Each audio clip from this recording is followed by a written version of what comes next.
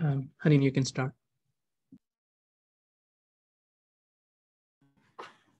Good afternoon. Thank you everyone for joining this webinar today. My name is Hanin Shakil and I'll be your host today. I'm a student mentor at STEMatters and I work with Dr. Samir Iqbal. We welcome students and their parents for today's webinar. We are fortunate to have Dr. Yosef Khan with us for an exciting topic of finding causes and sources of diseases, what COVID-19 has taught us. He'll share with us what is public health, how do we study and control diseases, the importance and use of data in healthcare, and what affects COVID-19 on heart patients.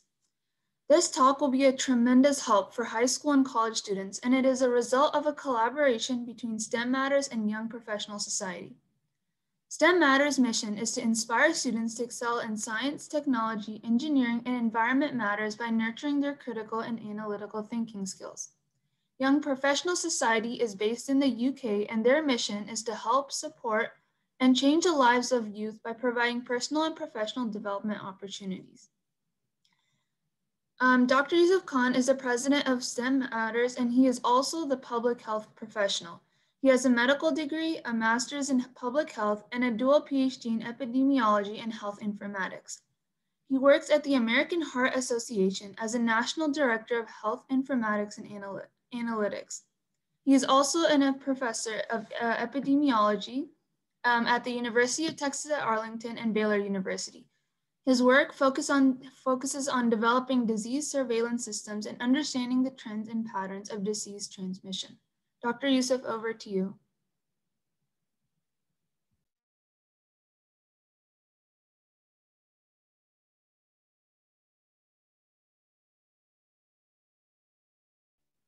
Dr. Yosef, if you'd like to start, you're welcome to. Thank you, Ms. Shakil, for the great introduction. And thank you, everybody, for attending. I'm delighted to see the many participants, and I hope you all will benefit from this presentation. And I hope it will really open your eyes to the world of public health and epidemiology and give you insights to what causes diseases, what are the sources of data that we can utilize, and how do we really manage diseases from a public health perspective. As mentioned, in this topic, there are a couple things I want to touch upon. Number one, figuring out and defining what is public health. We'll go into the definition. We'll learn about the different aspects and the 5 fields within public health. Then we'll jump really into epidemiology, which is how we study and control diseases. We'll touch upon the importance and the use of data in healthcare. And then lastly, I want to touch upon some key points about what effects COVID-19 has had on heart patients. So what is public health? Public health can be defined as the science and the art of preventing disease, prolonging life, promoting health through the organized efforts and informed choices of society, organizations, public and private communities, and individuals. And when you look at this definition, it encompasses pretty much everybody. We've got private individuals, we've got communities, we've got organizations. All of these entities are coming together and essentially coming together to promote health with the ultimate goal of prolonging life. And it's not just prolonging the amount of years that an individual is living, but it's actually promoting healthy life, that we increase our life expectancy in a healthy manner, that we want people to live longer, live healthier lives. It's a multidisciplinary field whose goal is, again, to promote the health of an entire population. We're focused on preventative measures rather than the actual treatment of a disease itself. And we're really focused on the greater population and not specifically on individuals. And that's what separates public health from clinical medicine, which is focused on the treatment of each patient one by one. And that's actually one of the reasons I came into public health, because I felt that as a physician, you are treating one patient by one patient, and you're seeing similar types of patients over and over again. And public health gives me the opportunity to treat the entire population and to really find preventative measures. When we think about prevention itself, the textbook definition of prevention is the act of stopping something from occurring. And in the public health context, it's really aimed at reducing the development and the severity of diseases and other health conditions. And within public health, we have three main types of prevention. We have primary prevention, which is intervening before health effects occur. So stopping a disease from ever occurring. This is done through measures such as vaccinations, decreasing risky behaviors such as poor eating habits or smoking or tobacco use. Then we have secondary prevention, which is focusing on screening to identify a disease in its earlier stages before the major onset of signs and symptoms occur. And this is essentially so that we can catch a disease before it's going to occur. A good measure, an example of this is taking blood pressure on a regular basis, going for certain screenings of tests and health conditions. And then we have tertiary prevention. This is managing a disease post-diagnosis. So once an individual has been diagnosed with a disease, tertiary prevention comes in, and this is essentially to stop or to slow the progression of the disease. It's done through measures such as chemotherapy and rehabilitation, and then taking the appropriate medications for a disease. There are many determinants of public health. And going back to that definition that it encompasses pretty much all of society, the determinants of public health are very similar. They begin with innate individual characteristics, such as one's age, their gender, their race, ethnicity, as well as genetic predispositions. It then moves into individual behaviors, whether those are healthy behaviors, such as eating right, exercising on a regular basis, not smoking, not drinking, etc. We then move into the next circle of social, family, and community networks. These play a huge role in terms of the general health of an individual. Research has shown that individuals who are well connected with their family members, with their society, have healthier outcomes. One's living and working conditions also play an important role. If one is living and working in good conditions, healthy conditions, that's going to affect their overall mental state and their health. And then there's broad social, economic, culture, and health contexts as well. Within public health, we know that there's certain social determinants of health, that a person's social status as well as their economic status plays a role in the access to healthcare that they will have, which ultimately plays a role in their own health. And so within public health itself, there are 5 main disciplines. And each of these disciplines crosses over into one another, and they're all intertwined with one another. These 5 disciplines include health policy management. So understanding how to create policies, the importance of policies, the importance of maintaining policies, and how they will affect an individual's health. The second discipline in public health is health behavior and health promotion. This is focused on what are healthy behaviors of an individual? What are risky behaviors of an individual that may affect their health? How do we incentivize individuals to decrease their risky behaviors and increase their healthy behaviors? How do we promote health education in the broader community? The third discipline is environmental health. How does the environment affect an individual's health, their mental state? How does all of that play a role in society's health? Things related to environmental health could be sanitation, could be related to pollution. And then we move into epidemiology, which is going to be the focus of this presentation today, which is really trying to figure out where and why and how a disease is occurring. And then all of these disciplines are tied by biostatistics, which is the application of statistics and math through these disciplines to really understand what is making an impact and what is significant from a statistical standpoint of view. Also within both epidemiology and biostatistics, we focus a lot on trial design and being able to find out what's occurring in a population from a health perspective.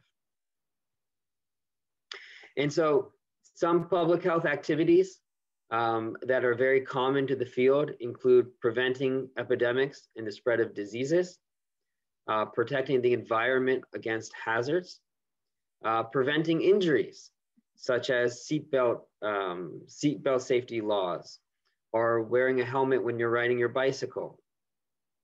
Also, public health activities include promoting and encouraging, again, those healthy behaviors, not using tobacco, eating healthy, exercising on a regular basis. And another key component or activity within public health is understanding the history and trends of a disease. Knowing what has occurred in the past, knowing what is going to be occurring, potentially what can occur in the future. Are diseases cyclic in nature? Do they occur every other year? Do they occur every season? And then another key component of public health activities include assuring the quality and the accessibility of health services. Who has the access to healthcare? Are the services adequate to take care of the entire population? And public health has three core main functions. And within those core main functions, we have certain essential health services. The three main core functions are assessment, policy development, and assurance. The essential services include monitoring the health, so understanding what is occurring in a community, monitoring the health, doing surveillance to see how many individuals are having a condition or a certain disease. The second aspect is diagnosing and investigating. That includes trying to figure out why a disease is occurring, where it's occurring, is it occurring in a certain population? The third aspect is informing, educating, and empowering, that we inform individuals where a disease is occurring, why a disease is occurring. We educate them in terms of what are healthy behaviors and risk factors. We mobilize community partnerships. We then develop policies, taking in consideration the amount of education that has been given, taking in consideration the resources that are available. Once those policies are developed, we enforce the laws. We link it to providing care, making sure that the adequate health services are there. We need to ensure that we have a competent workforce, that within the public health workforce, individuals know how to treat diseases, they know how to monitor, they know how to develop policies and get them implemented. And then lastly, we evaluate. We evaluate whether or not all of this has been working. And if it's not working, then we go back, and as a cycle, we go back and we again monitor the health, we again diagnose and investigate, and it continues and continues.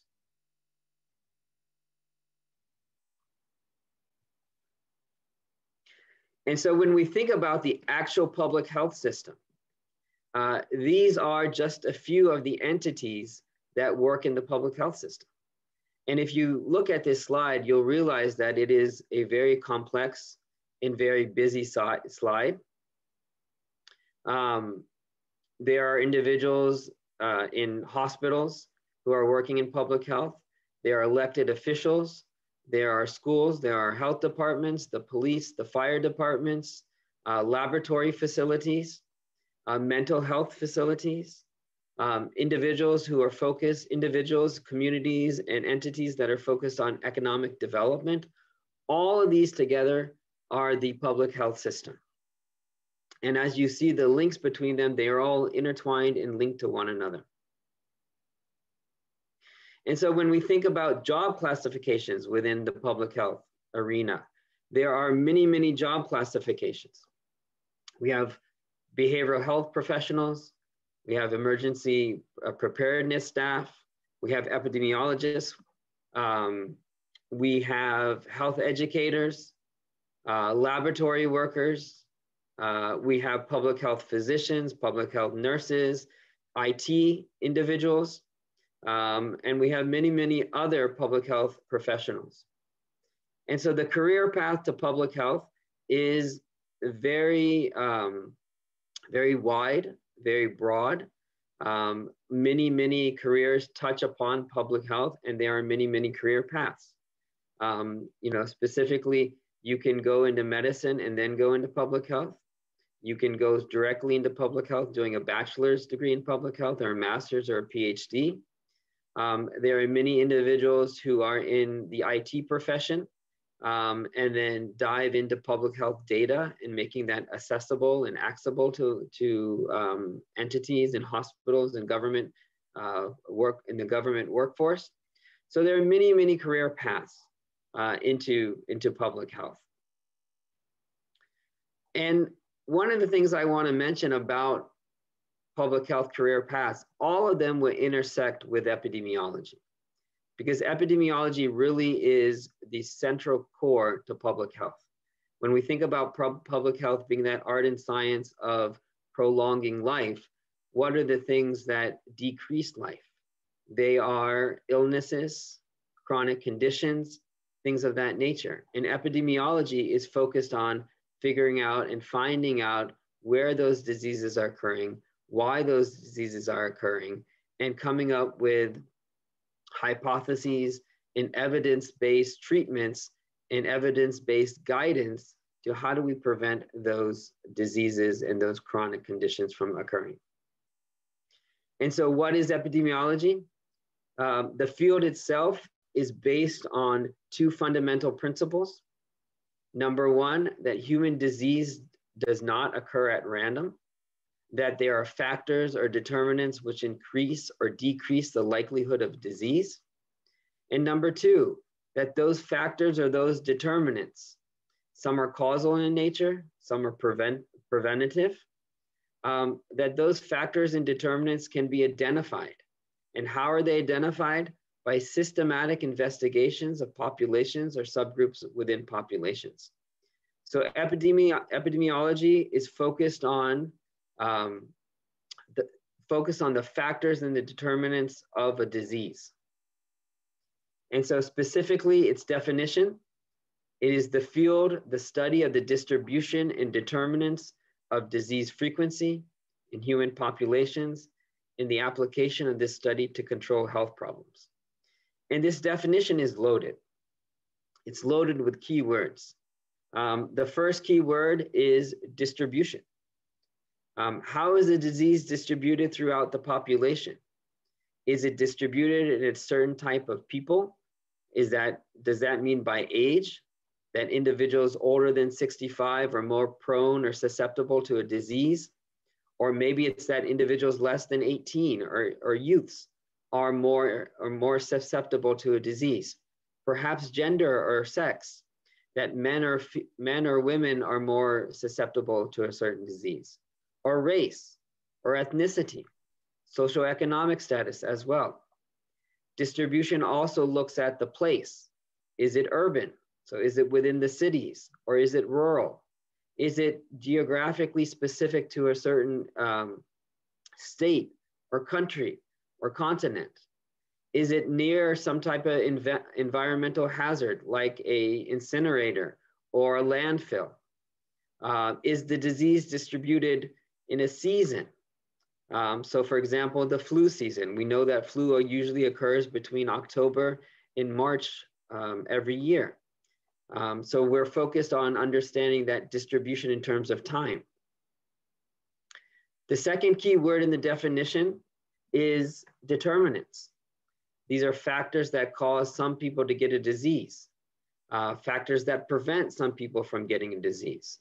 We also term these as being exposures.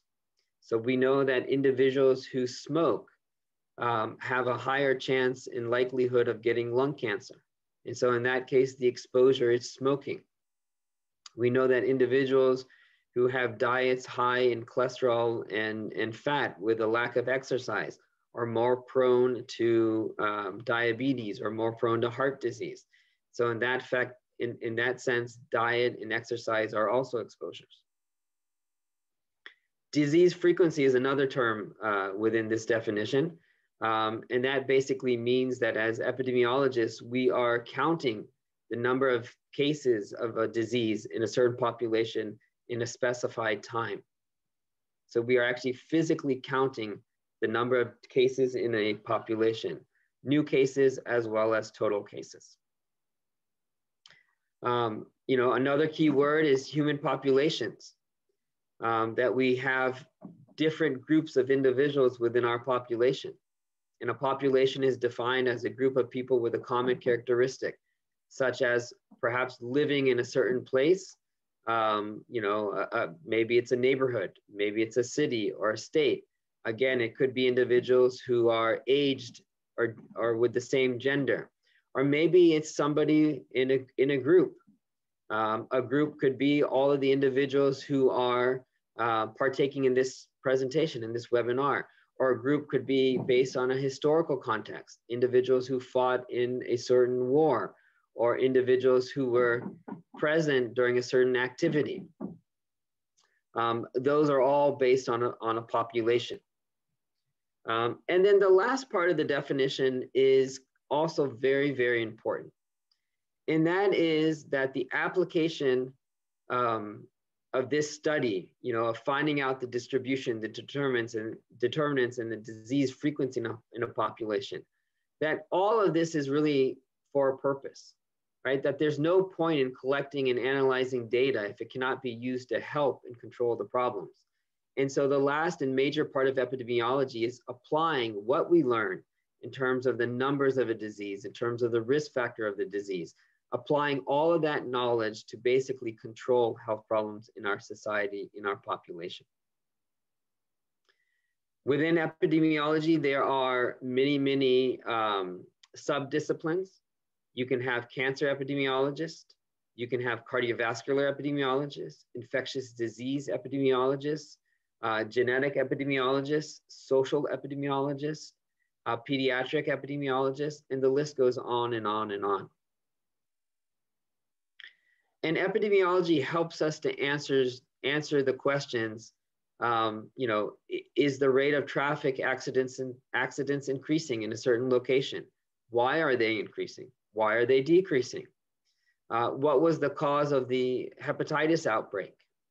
Who is most likely to get COVID-19? Is ginger tea effective in treating the common cold? Do soft drinks increase the risk of diabetes? And so you can think of many, many different questions that would pop up related to one's health.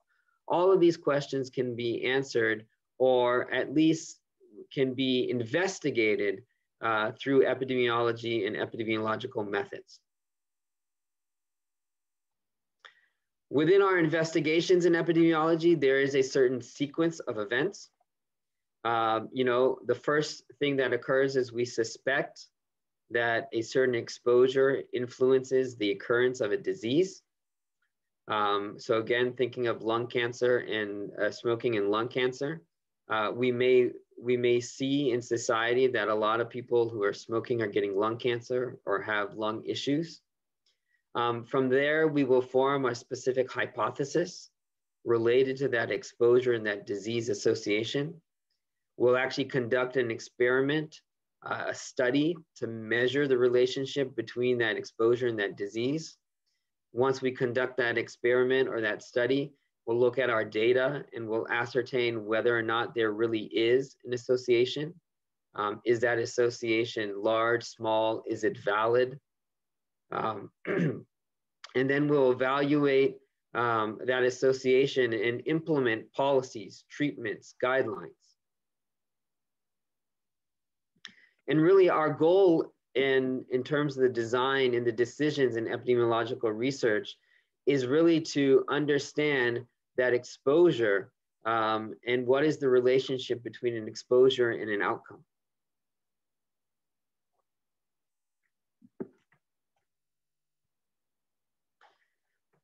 When we think about the types of epidemiological studies, there are dozens and dozens of different types of studies that epidemiologists can apply.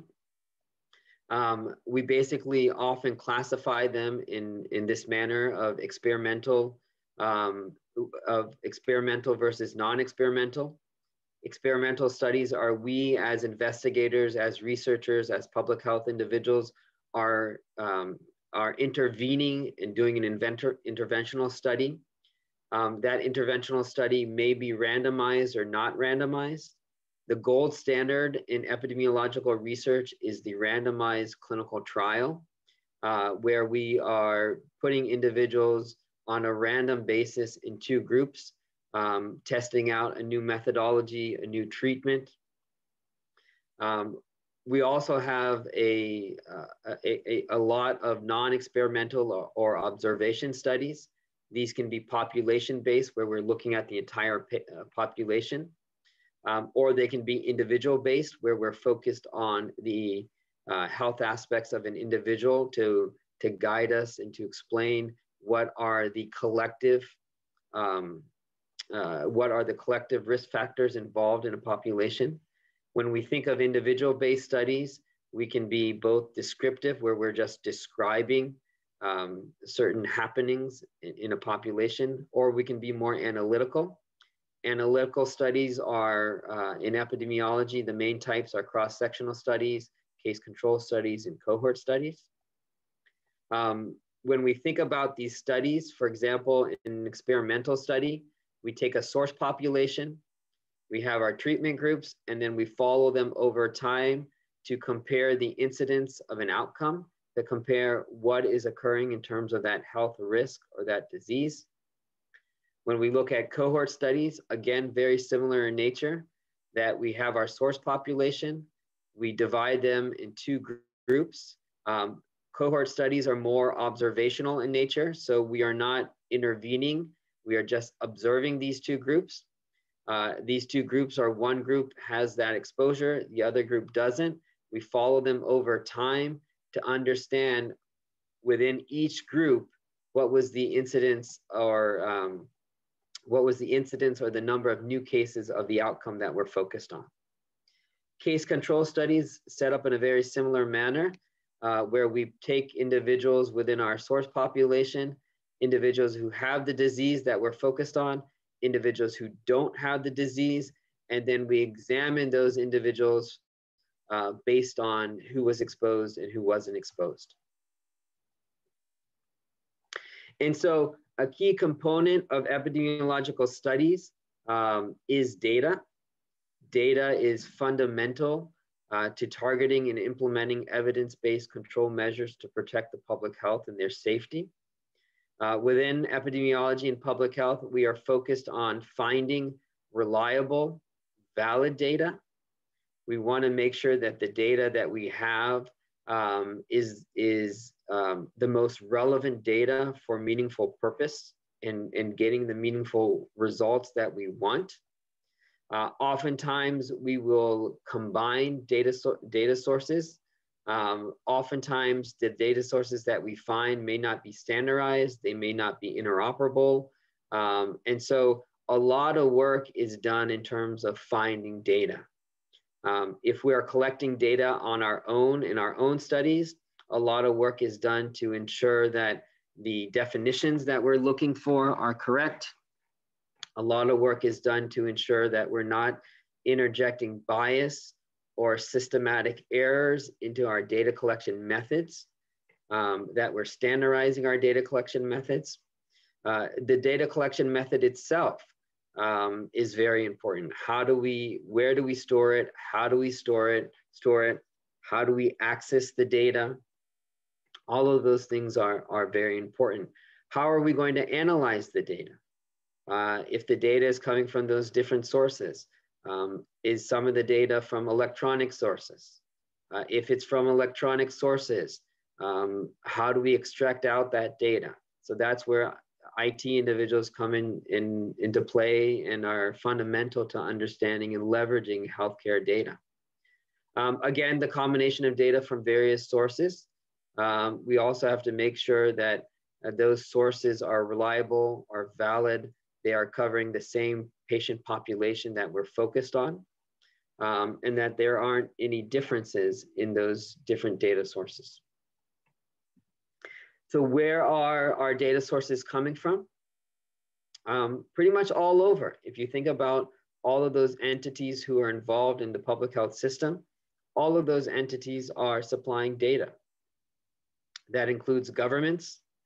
So it could be local governments, it could be state governments, federal, it could be international, NGOs, so non-for-profit organizations and non-governmental organizations like the Heart Association.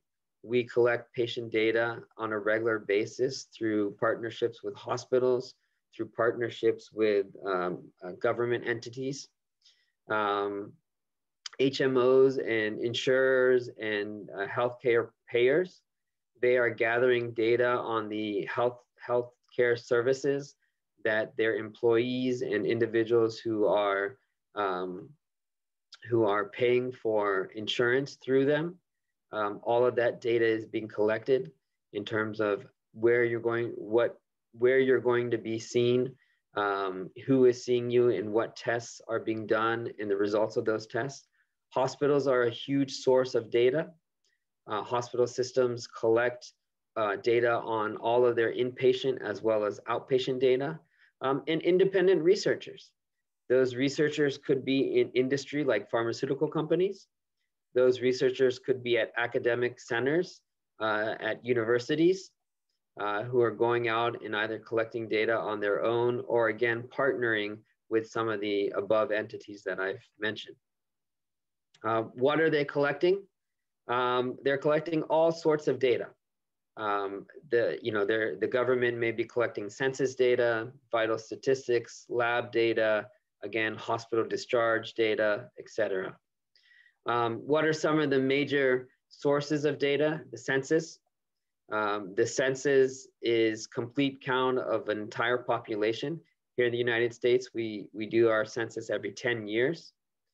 Where we enumerate and count every individual in the country. Vital statistics. So every city, every state is collecting data on births, deaths, marriage, divorce, and fetal deaths.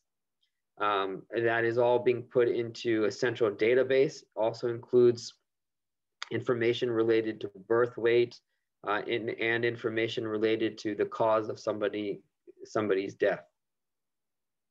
There are national health surveys where data is gathered on major health problems, including injuries and chronic illnesses across the United States. There are national health and nutrition examination surveys where information related to individuals' diets and their overall health is gathered. There are major descriptive public health data sets related to behavioral risks. How many people are smoking, how many cigarettes per day are they using, alcohol use, physical activities, do individuals wear seat belts, et cetera. Immunization. We have a large database related to immunizations. We have databases related to drug use. And then we have a lot of databases related to just surveillance of infectious diseases.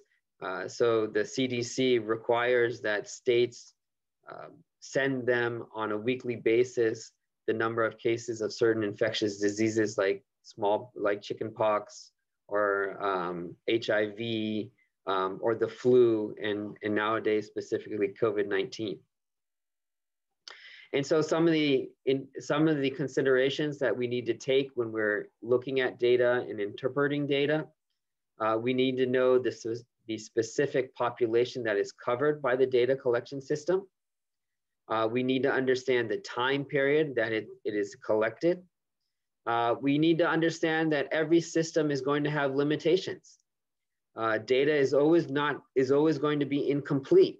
And oftentimes we're going to find inaccurate material and inaccurate data. And so we have to come up with alternative scenarios and alternative methods to handle that type of data. And so we also have to pay attention to what the data is actually telling us. You know, is the occurrence of cases of a disease, is that what we would expect? Or is that in excess of what we would expect? Is that excess localized, or is it spread? In this graph, you know, I've mentioned three big terms in epidemiology and public health: endemic, an outbreak or epidemic, and a pandemic. An endemic is just the usual occurrence of a disease in a certain area. And so in the winter, the cold is endemic. It's very common that people will get a cold throughout the winter season. It usually lasts a week, and then it moves on. An outbreak is where we have an excessive amount of cases of a certain disease. And so it could be related to food poisoning. 40 people went to a party. They all had the potato salad. The potato salad had some type of bacteria. Everybody ended up getting sick. That's an outbreak, you know, of gastrointestinal outbreak in that area. You know, an epidemic could be COVID-19. COVID-19 started as a localized epidemic within a certain geographical area, and then it spread across borders, across countries, across a continent.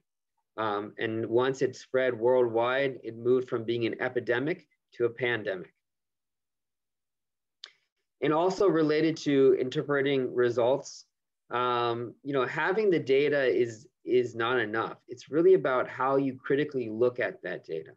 So for example, oftentimes in the media, we'll see a headline that says, "Successful completion of this treatment will cut your risk in half." And that sounds great. But really it depends on what is the risk, what is cutting the risk in half. If your risk of a certain disease or certain illness is 80%, and the treatment cuts it in half to 40%, well, that's wonderful. That's earth-shattering. But what if the risk is 2 and it reduces it to just 1? And so context really matters when we think about interpreting results and understanding data. And so lastly, I want to kind of touch upon all the things that we've learned over the last 12 months, looking at data, looking at the epidemiological investigations related to COVID-19. What effects COVID-19 has had on heart patients. And it's important to understand first and foremost that COVID-19 is a novel disease. It's a novel virus. Up until 12 months ago, or 14 months ago, we really didn't know anything about COVID-19. It wasn't impacting society. And so what we've learned over the last 14 months has changed our perception of the virus, of the illness, and it continues to change. We are still learning a lot. And so some of the things that I've mentioned here on this slide may not be relevant in the coming months. But so far, what has the data told us? We've seen a strong connection between COVID-19 and heart inflammation. You know, the inflammation of the heart is what we would call myocarditis. So we have seen an increased occurrence of myocarditis in individuals who have COVID-19. We've also seen that the sicker somebody is with COVID-19, the higher chances of developing myocarditis.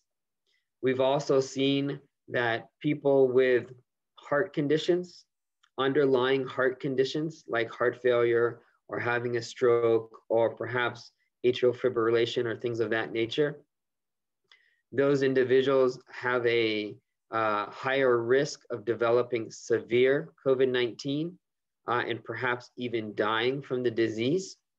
We've also realized that COVID-19 in fact impacts Blacks, indigenous, and people of color more.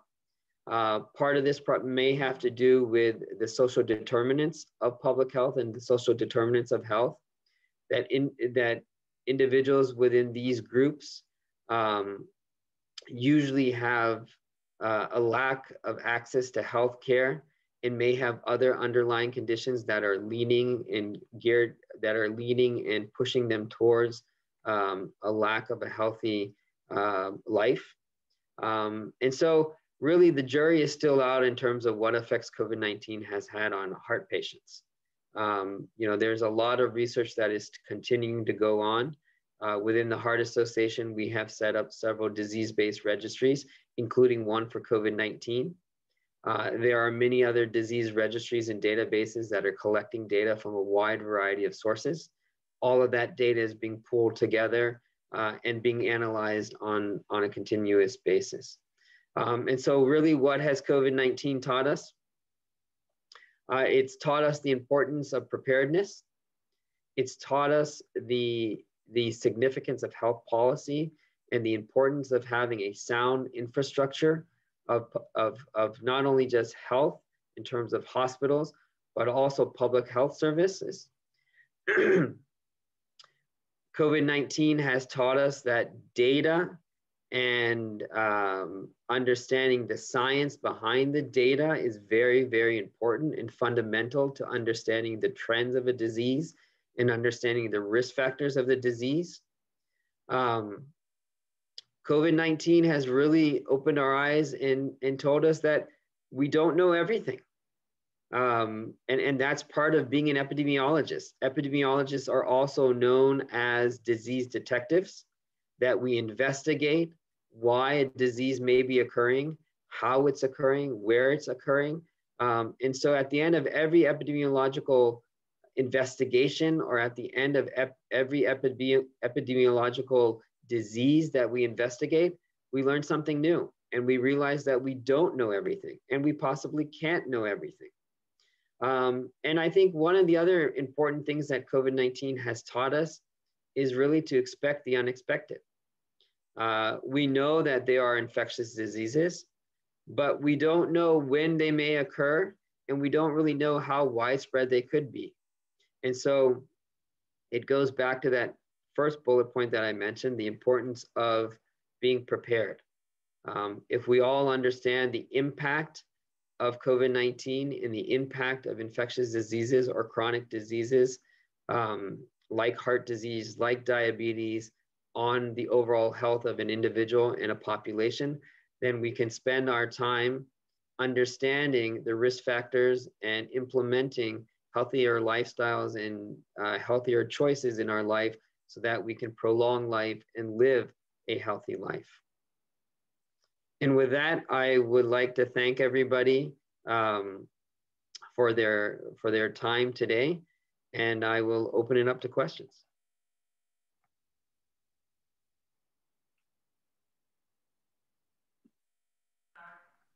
Yeah, so we'll start with the question in the chat first, and then anyone else can feel free to unmute themselves and ask.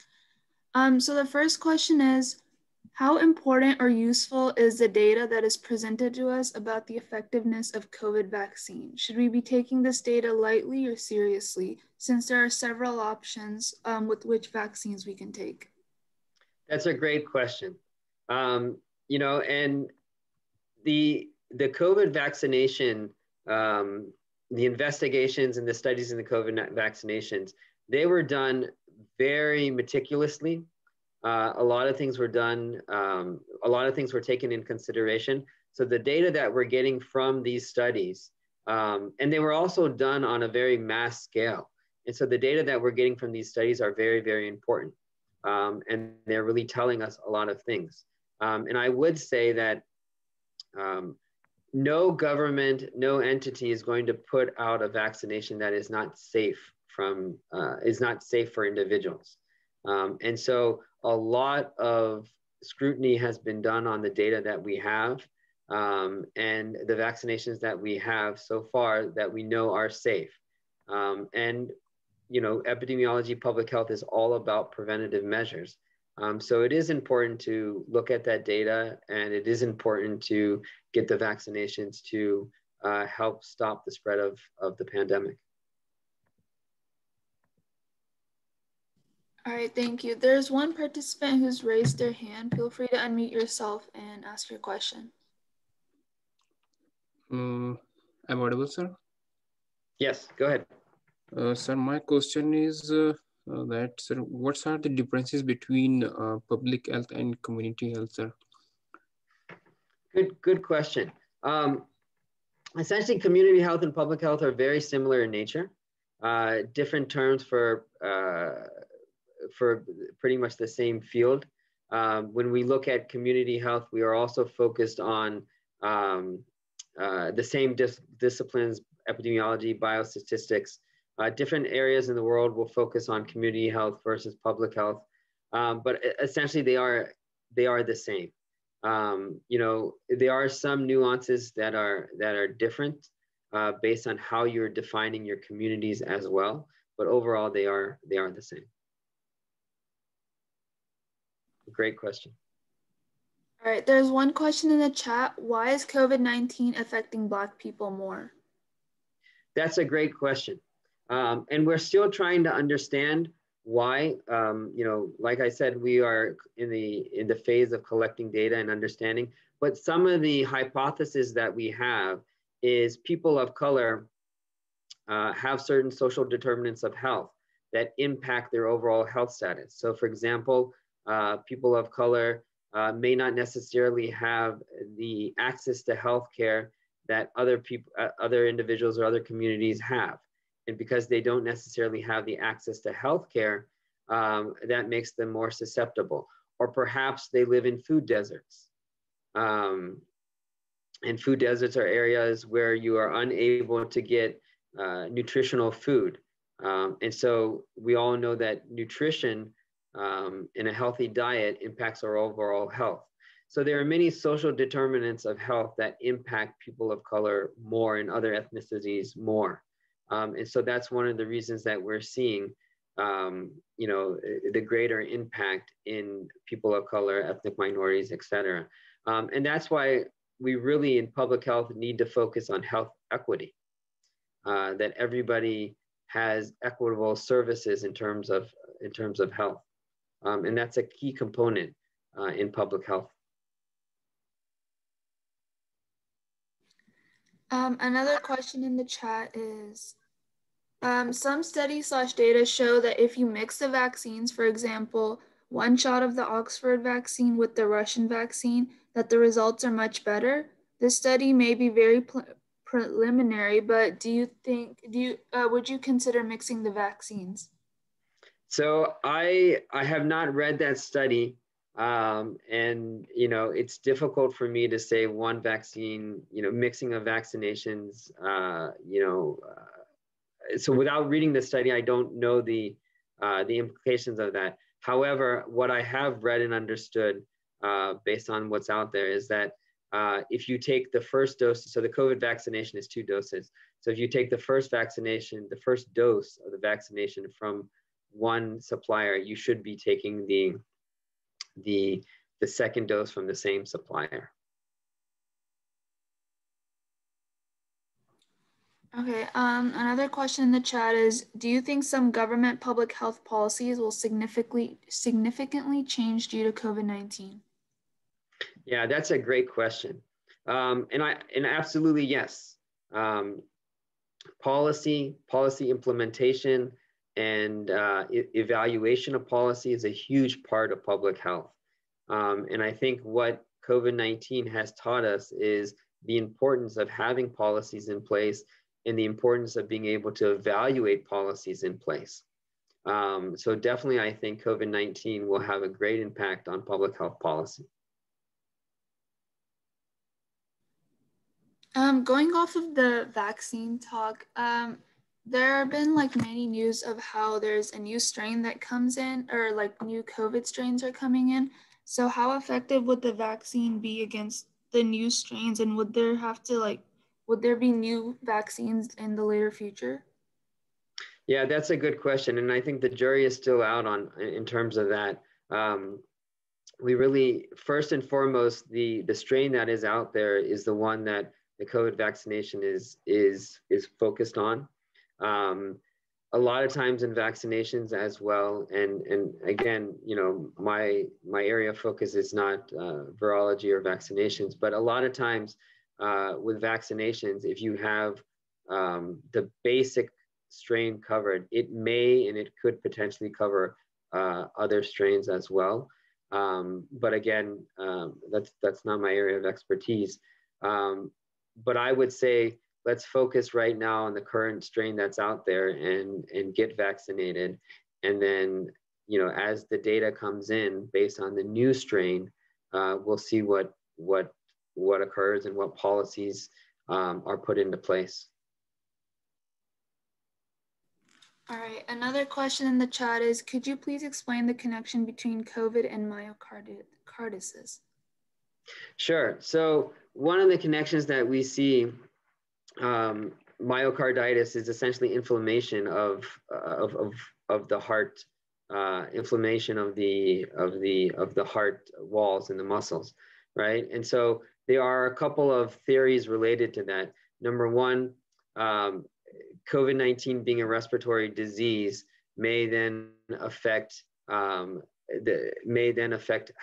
hard the heart has to work, and could cause inflammation there.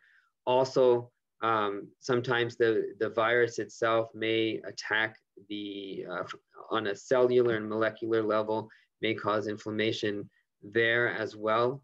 And so that's what's really occurring when we think about myocarditis.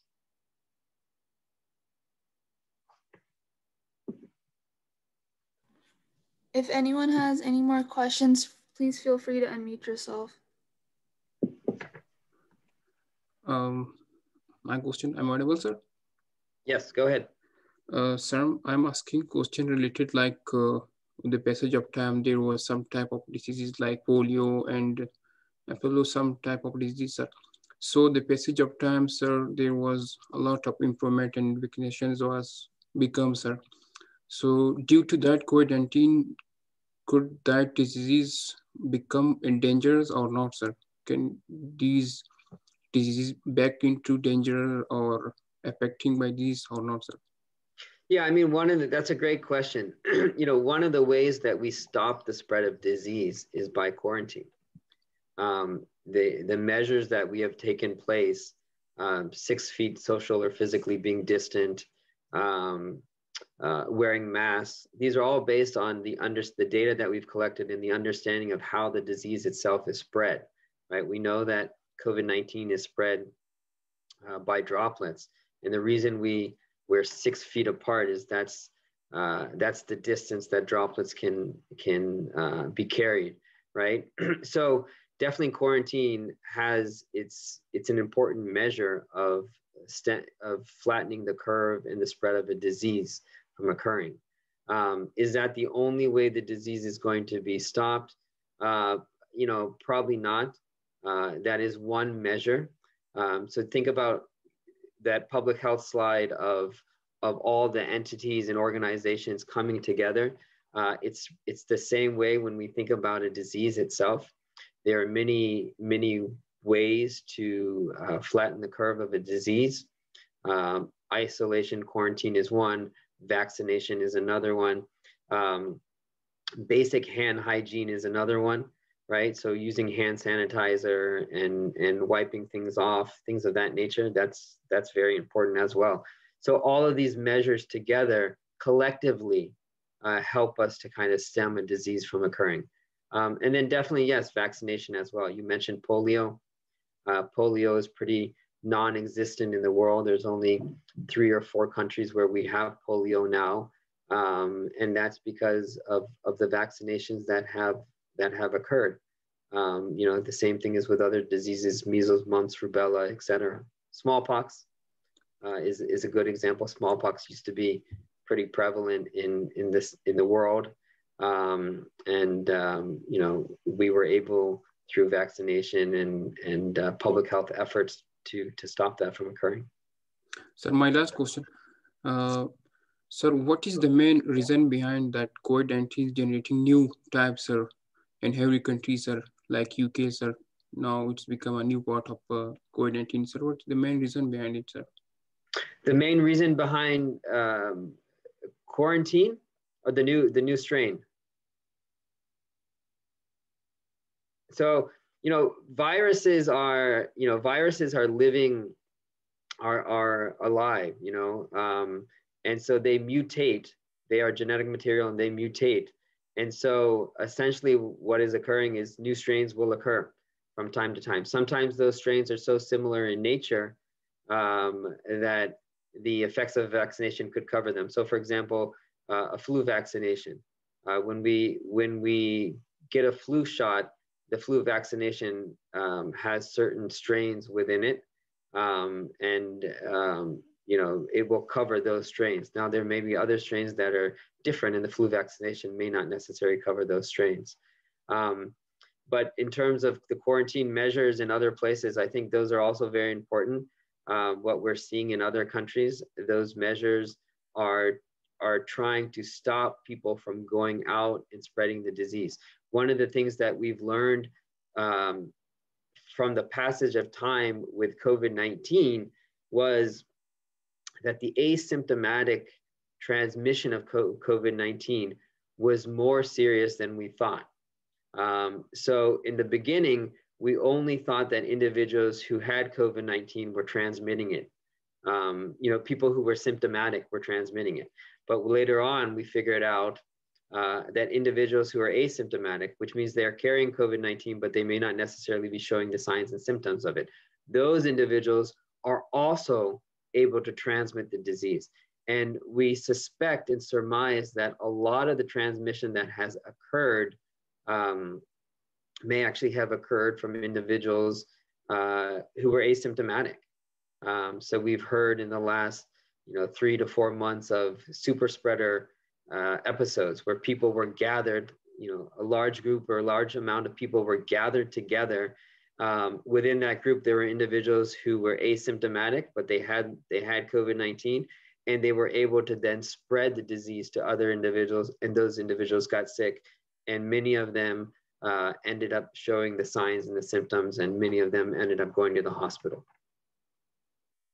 Thank you, sir. Thank you. Another question in the chat is, my parents have both been vaccinated 3 days ago with the Oxford vaccine.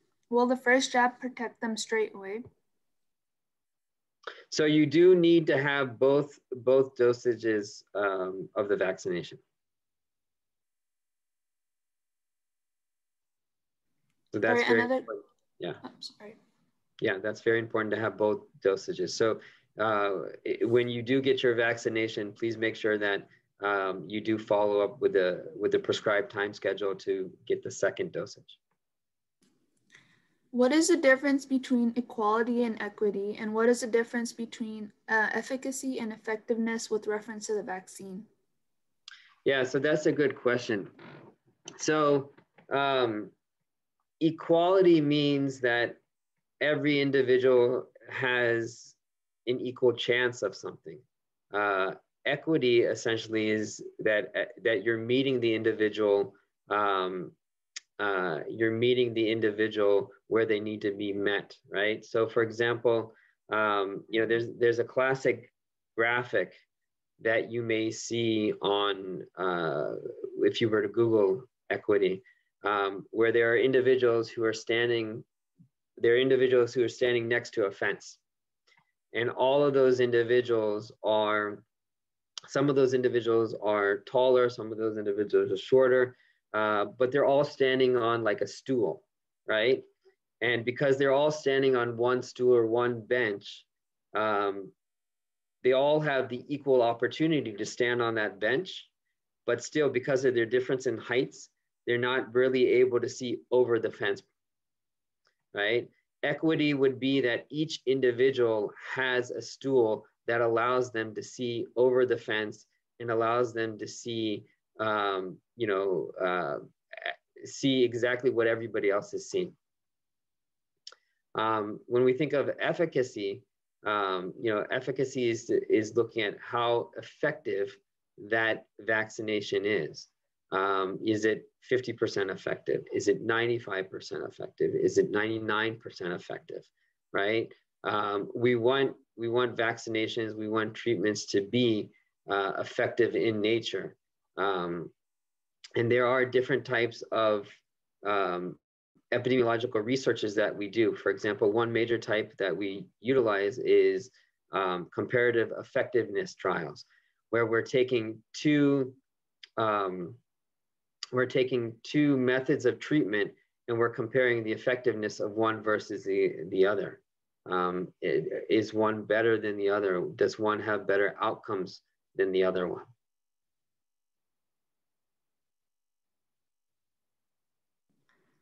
Before COVID-19, there have been many highly contagious diseases, but COVID-19 has affected negatively, especially by its fear. Before this disease itself touches, fear drains our activities, cognitive abilities, and even the ability to fight it. Are there any certain strategies to eradicate its fear first? Yeah, that's a great question. You know, half the battle of public policy isn't just having the policy, it's implementing that policy. And part of implementing that policy is educating the population, educating the public, is making sure that disinformation is not out there, and is making sure that that fear is not rampant in a society. And that burden falls upon several entities. It falls upon elected officials, government officials, to make sure that they have the right policies in place, to make sure that they are enacting education. That burden falls on epidemiologists as well, to ensure that right treatment guidelines and evidence-based guidelines in medicine is out there, so that they're collecting the proper data, that they are doing proper studies, that once the study is completed, that they are disseminating the information in different avenues, that they are interpreting the data, and they are explaining the data in a way that is easily understandable to the general population. So yes, absolutely. Making sure that fear is not rampant is very important. When we think about that in the context of COVID-19, I can think of two instances where that's important. Number one, making sure that people aren't panicking about the spread of the disease, but at the same time understanding the severity and the clinical prevalence of the disease. And the same thing will go for the vaccination, making sure that there is not fear related to the vaccination. And a key component of public health research and public health policy is also trust. Making sure that we as public health individuals are ensuring that the general population, that the public trusts us. And why is that important? Because if there's a lack of trust, then individuals aren't necessarily going to prescribe to the necessary measures to prevent disease.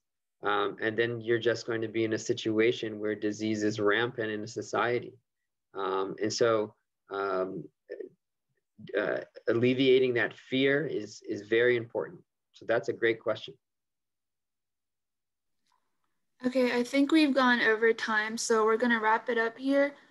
The mission of STEMatters is to inspire students to excel in the areas of science, technology, engineering, and environment matters by nurturing their critical and analytical thinking skills. We coach and mentor middle school and high schoolers to prepare them for national and international STEM competitions. You can find more information about us at www.stemmatters.org. I want to thank Dr. Yosef for an amazing talk and everyone in the comments for their wonderful questions. I will be posting a link in the chat, which I ask everyone to fill out. It's a feedback for the STEMatters organization. So I'll give you guys all a minute to open up the link and fill it out. Great, thank you, Ms. Shakil, and thank you everybody for attending. I hope you all benefited, and please, as we move through this pandemic, please be safe. Thank you, Dr. Khan, for an inspiring and very well articulated thought. Thank you.